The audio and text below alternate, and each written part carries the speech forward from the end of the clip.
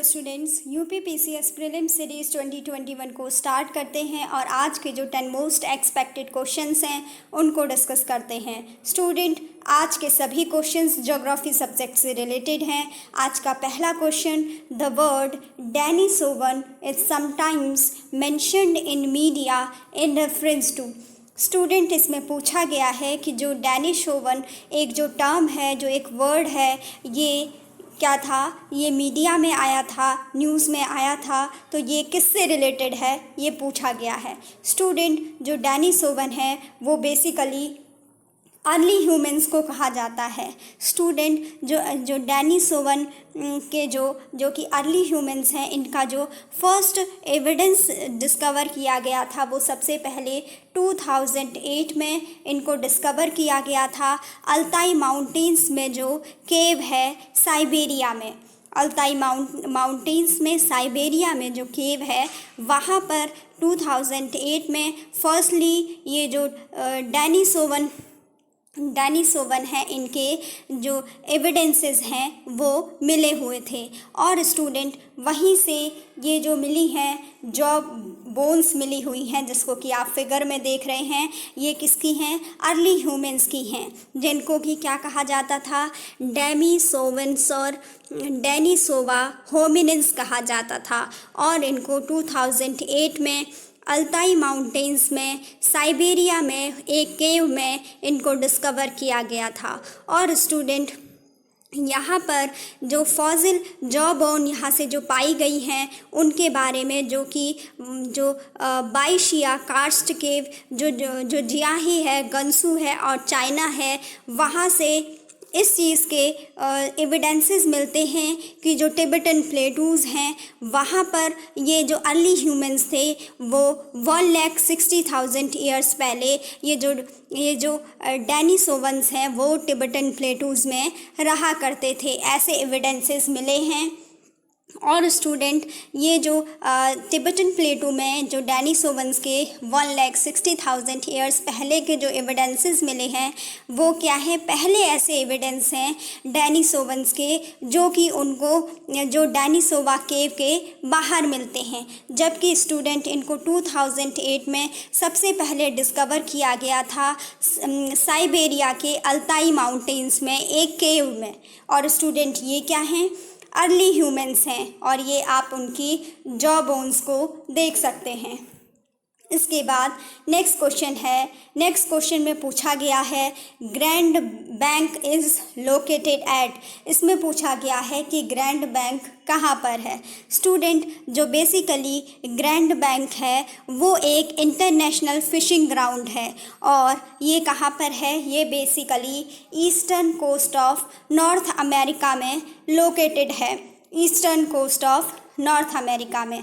अगर आप इसको मैप में देखें तो आप यहाँ पर देख सकते हैं ये ग्रैंड बैंक्स है और जो ग्रैंड बैंक्स है वो एक इंटरनेशनल फिशिंग ग्राउंड है। स्टूडेंट, जो ग्रैंड बैंक का पोर्शन है ये नॉर्थ अमेरिकन कॉन्टिनेंटल शेल्फ में जो अटलांटिक ओशियन है वहाँ पर न्यू फाउंडलैंड के साउथ ईस्ट में लोकेटेड है। स्टूडेंट, जो न्यू फाउंडलैंड आइलैंड है कनाडा में, उसके साउथ ईस्ट में अटलांटिक ओशियन में ये नॉर्थ अमेरिकन कॉन्टिनेंटल शेल्फ में ये जो ग्रैंड बैंक है वहाँ पर ये लोकेटेड है। और स्टूडेंट, जो ग्रैंड बैंक है वो एक इंटरनेशनल फिशिंग ग्राउंड है। यहाँ पर जो अगर देखा जाए, इसकी एक्सटेंशन को देखा जाए तो अगर इसका जो नॉर्थ टू साउथ देखा जाए तो जो इसका एक्सटेंशन है वो 350 माइल्स का है और ये कितना है? 560 किलोमीटर है। नॉर्थ टू साउथ इसका जो एक्सटेंशन है वो है 560 किलोमीटर। और स्टूडेंट, इसका अगर ईस्ट टू वेस्ट एक्सटेंशन देखा जाए तो वो है 420 माइल्स और अगर हम इसको किलोमीटर में कहें तो ये है 675 किलोमीटर। 675 किलोमीटर है ईस्ट टू वेस्ट इसका जो एक्सटेंशन है ग्रैंड बैंक का। स्टूडेंट, मैंने आपको बताया कि जो ग्रैंड बैंक है वो एक इंटरनेशनल फिशिंग ग्राउंड है और जो ग्रैंड बैंक है यहाँ पर कोल्ड लैब्राडोर करंट और जो रिलेटिवली वार्म गल्फ स्ट्रीम है वो दोनों ग्रैंड बैंक में मिलती हैं और यहाँ पर क्या होता है, कोल्ड और वार्म वाटर आपस में मिलता है, जिससे कि जो प्लैंक्टन्स हैं उनके लिए, उनकी ग्रोथ के लिए फेवरेबल कंडीशंस डेवलप होती हैं। और जो प्लैंक्टन्स हैं इन पर भी क्या होती हैं, फिशेस बेसिकली अपने फूड के लिए क्या होती हैं, डायरेक्टली या इनडायरेक्टली डिपेंड होती हैं। तो स्टूडेंट ये जो ग्रैंड बैंक है इस पर क्या है, अलग अलग बहुत सारे सेपरेट बैंक्स हैं, जैसे कि सेंट पियरे है या फिर जॉर्जेस बैंक है, ये सभी कहाँ पर हैं, ग्रैंड बैंक्स में हैं। स्टूडेंट आप इसमें देख भी रहे होंगे मैप में कि यहाँ से क्या है, इसमें लैब्राडोर करंट आती है और जो गल्फ स्ट्रीम है ये दोनों यहाँ पर क्या होती हैं, आपस में मिलती हैं और इससे प्लैंक्टन्स के डेवलपमेंट के लिए, उनकी ग्रोथ के लिए क्या होता है, काफ़ी फेवरेबल कंडीशंस जनरेट होती हैं, जिससे कि जो फिशेस हैं उनके लिए क्या होती हैं, डायरेक्टली और या फिर इनडायरेक्टली उन पर वो डिपेंड होती हैं अपने फूड सप्लाई के लिए। और इससे क्या होता है, ये क्या है, इंटरनेशनल फिशिंग ग्राउंड कहलाता है। इसके बाद आप इसको देख सकते हैं कि न्यू फाउंडलैंड, ठीक है, मैंने कहा था कि ये जो न्यू फाउंडलैंड के साउथ ईस्ट में ग्रैंड बैंक है और जो ग्रैंड बैंक है ये नॉर्थ अमेरिकन कॉन्टिनेंटल शेल्फ में अटलांटिक ओशियन में लाई करता है। स्टूडेंट इसके बाद नेक्स्ट क्वेश्चन है, the concept of new determinism in geography was advanced by. इसमें पूछा गया है कि जो न्यू डिटर्मिनिज्म का जो कॉन्सेप्ट है उसको किसके द्वारा दिया गया। स्टूडेंट इसका आंसर है ग्रिफिथ टेलर, जी टेलर। स्टूडेंट जो ग्रिफिथ टेलर थे उनके द्वारा ही न्यू डिटर्मिनिज्म का जो कॉन्सेप्ट है उसको दिया गया था। और स्टूडेंट ये जो कॉन्सेप्ट है न्यू डिटर्मिनिज्म का, इसे स्टॉप एंड गो डिटर्मिनिज्म भी कहा जाता है। इसे स्टॉप एंड गो डिटर्मिनिज्म के नाम से भी जाना जाता है, या फिर स्टूडेंट इसको साइंटिफिक डिटर्मिनिज्म के नाम से भी जाना जाता है। किस नाम से? इसको साइंटिफिक डिटर्मिनिज्म के नाम से भी जाना जाता है। और न्यू डिटर्मिनिज्म के कॉन्सेप्ट को ज्योग्राफी में बताया गया था ग्रिफिथ टेलर के द्वारा। इसके बाद नेक्स्ट क्वेश्चन है, नेक्स्ट क्वेश्चन में पूछा गया है, the line joining the areas having the same rainfall is called. इसमें पूछा गया है कि ऐसी लाइन जो कि जहाँ पर क्या है, सेम रेनफॉल होता है, सेम प्रकार की वर्षा होती है, ऐसे एरियाज़ को जो मिलाने वाली जो लाइन है, जॉइन करने वाली जो लाइन है, उसको क्या कहा जाता है। स्टूडेंट इसका आंसर होगा आइसोहाइट।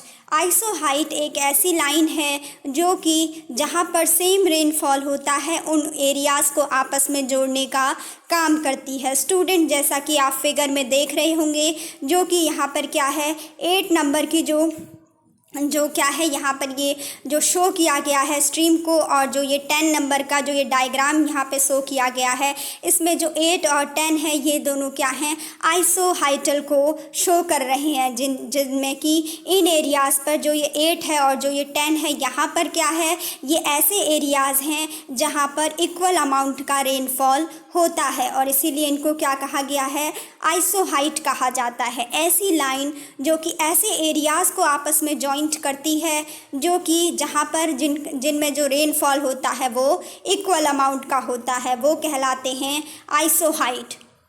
नेक्स्ट क्वेश्चन है, the Bermuda triangle lies in. इसमें पूछा गया है कि जो बरमूडा ट्राइंगल है उसकी लोकेशन कहाँ पर है, कि बरमूडा ट्राइंगल कहाँ पर लाई करता है। स्टूडेंट इसका आंसर होगा नॉर्थ अटलांटिक ओशियन। स्टूडेंट जो बेसिकली जो बरमूडा ट्राइंगल है वो क्या है, एक ओशियनिक एरिया है जो कि जिसको क्या है, बरमूडा, फ्लोरिडा और जो पेटोरिका है, उन तीनों पॉइंट से उसको अराउंड किया गया है, उससे बाउंड किया गया है, जो कि क्या है, नॉर्थ अटलांटिक ओशियन में जो मियामी है वहाँ पर क्या है, जो नॉर्थ अटलांटिक जो ओशियन है वहाँ पर जो वेस्टर्न पार्ट है मियामी, वहाँ पर इन तीनों पॉइंट्स का जो क्या है बाउंडेशन है उसको ही कहा जाता है बरमूडा ट्राइंगल। और ये कहाँ पर है, नॉर्थ अटलांटिक ओशियन है। स्टूडेंट, जो बरमूडा ट्रायंगल है उसमें बेसिकली कौन कौन से पॉइंट को ऐड किया जाता है? इसमें एक ऐसा ओशियनिक एरिया होता है जो कि कनेक्ट करता है फ्लोरिडा को और पेट्रोरिका को और इसमें क्या है, बरमूडा को। इन तीनों को ही कनेक्ट करने के कारण इसको क्या कहा जाता है? बरमूडा ट्रायंगल कहा जाता है। और ये एक ऐसा ओशियनिक एरिया है जो कि इन तीनों पॉइंट्स को बाउंड करता है, जिसमें बरमूडा आता है, आप देख रहे होंगे, फ्लोरिडा आता है और पेट्रोरिका आता है। स्टूडेंट, इसके बाद जो ये बरमूडा ट्रायंगल है इसको डेविल्स ट्रायंगल के नाम से भी जाना जाता है। बरमूडा ट्रायंगल को डेविल्स ट्रायंगल के नाम से भी जाना जाता है। इसके बाद नेक्स्ट क्वेश्चन देखते हैं। द पेनिप्लेन इज़ रिलेटेड टू, इसमें पूछा गया है कि पेनिप्लेन किससे रिलेटेड है? स्टूडेंट, इसका आंसर होगा पेनिप्लेन क्या है, रिवर के द्वारा बनाए जाते हैं। पेनिप्लेन किससे रिलेटेड हैं? पेनिप्लेन रिवर से रिलेटेड हैं। बेसिकली इनको रिवर के द्वारा बनाया जाता है और जो पेनिप्लेन होते हैं ये क्या होते हैं? ये रिवर के द्वारा बनाए गए फीचरलेस जेंटल अनड्यूलेटिंग प्लेन्स होते हैं जिनको कि फ्लूवियल इरोजन के द्वारा बनाया जाता है। और स्टूडेंट, इनमें क्या होता है, बेसिकली उसके बाद इनमें कोई और ज़्यादा स्तर पर इरोजन नहीं पाया जाता है। स्टूडेंट, जो पेनिप्लेन वर्ड है उसको पहली बार कॉइन किया गया था मॉरिस डेविस के द्वारा। ठीक है, किसके द्वारा? उसको पहली बार कॉइन किया गया था मॉरिस डेविस के द्वारा। मॉरिस डेविस के द्वारा, डेविस, इनके द्वारा उसको कॉइन किया गया था। पहली बार उस वर्ड को यूज़ किया गया था मॉरिस डेविस के द्वारा। इसके बाद नेक्स्ट क्वेश्चन देखते हैं। नेक्स्ट क्वेश्चन में पूछा गया है what is Baku famous for, जो बाकू है वो क्यों फेमस है? स्टूडेंट, इसका आंसर होगा Baku is famous for petroleum. Petroleum के लिए बाकू फेमस है।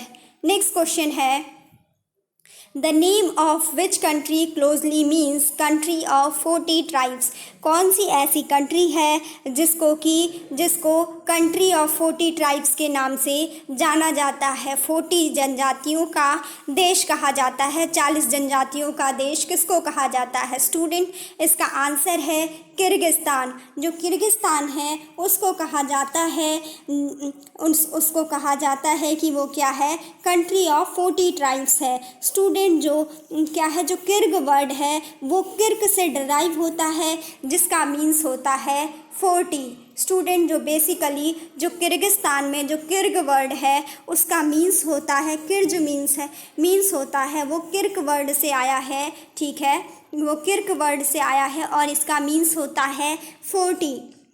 और स्टूडेंट, जो किर्गिस्तान है इसीलिए उसका मीन्स हो गया कंट्री ऑफ 40 ट्राइब्स। बेसिकली जो किर्ग है वो क्या है, उसमें बेसिकली क्या बताया जाता है कि जो 40 ट्राइब्स हैं उनसे ही मिलकर वो कंट्री बनी है, क्योंकि जो किर्ग है इसका मीन्स क्या है, इसका मीन्स है 40। नेक्स्ट क्वेश्चन देखते हैं।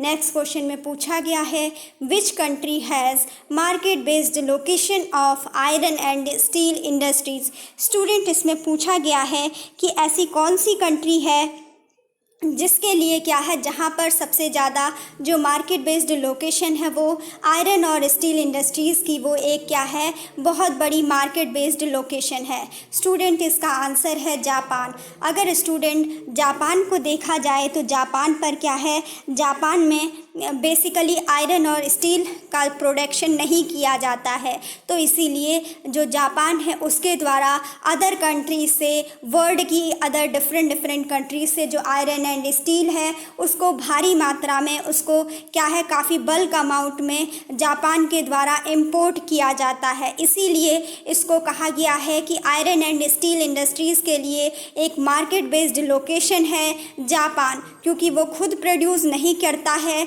और उसके लिए क्या करना पड़ता है, इसको भारी मात्रा में वर्ल्ड की अदर कंट्रीज से आयरन एंड स्टील को इंपोर्ट करना पड़ता है। इसीलिए ऐसा माना गया है कि जो जापान है वो आयरन एंड स्टील इंडस्ट्रीज़ के लिए एक बहुत बढ़िया मार्केट की लोकेशन है। इसके बाद जो आज का नेक्स्ट क्वेश्चन है स्टूडेंट, और जो आज का लास्ट क्वेश्चन है उसमें पूछा गया है Alexandria is a port in. इसमें पूछा गया है कि जो अलेक्जेंड्रिया पोर्ट है वो कहाँ पर लोकेटेड है। स्टूडेंट, इसका आंसर होगा अलेक्जेंड्रिया पोर्ट इजिप्ट में है। इजिप्ट कहाँ पर है? अफ्रीकन कॉन्टिनेंट में है। तो स्टूडेंट, आज के 10 क्वेश्चंस यहीं पे कंप्लीट होते हैं। Thanks for watching.